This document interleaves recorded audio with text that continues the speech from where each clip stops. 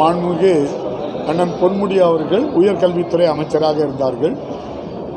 அவர்கள் ஒரு வழக்கில் சென்னை உயர்நீதிமன்றம் ஒரு தண்டனை வழங்கியது.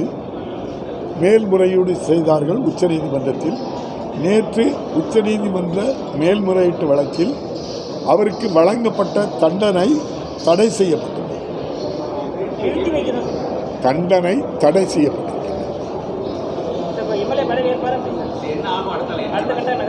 நீங்கள் உங்களுக்கே எல்லாருக்கும் தெரியும், ஒரு தண்டனை தடை செய்யப்பட்டால் ஒரு உயர்நீதிமன்றமோ அல்லது கீழமை மாவட்ட நீதிமன்றங்கள் அல்லது குற்றவியல் நீதிமன்றங்கள் மக்களால் தேர்ந்தெடுக்கப்பட்ட ஒரு பிரதிநிதிக்கு தண்டனை வழங்குமானால் மக்கள் பிரதிநிதித்துவ சட்டம் 1951 படி அவர்கள் வகிக்கின்ற பதவி அந்த தண்டனை காலத்தை பொறுத்து அந்த பணியிலிருந்து அவர்கள் விடுவிக்கப்படுவார்கள்.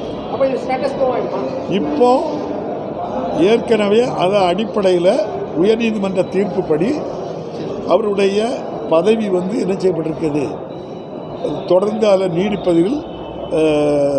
நீடிப்பதற்கு அனுமதி மறுக்கப்பட்டிருக்கிறது.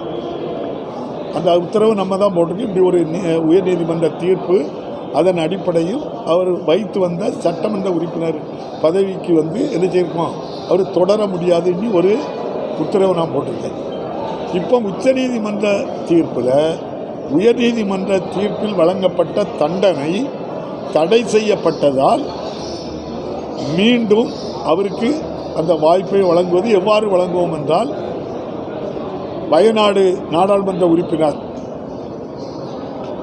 நம்முடைய மாண்புமிகு ராகுல் அவர்கள், லட்சத்தீவு நாடாளுமன்ற உறுப்பினர் முகமது பைசல் அவர்கள், உத்தரப்பிரதேசத்தில் காசிப்பூர் நாடாளுமன்ற உறுப்பினராக இருந்த நம்முடைய அன்சாரி, இவங்களுக்கெல்லாம் என்ன நடைமுறை சட்டத்தின்படி இந்திய அரசியலமைப்பு சட்டம் மக்கள் பிரதிநிதித்துவ சட்டப்படி என்ன நடவடிக்கை எடுத்திருக்கின்றதோ அதுபோல் மாண்புமிகு பொன்முடி அவர்களுக்கும் சட்ட நடவடிக்கை எடுக்கப்படும்.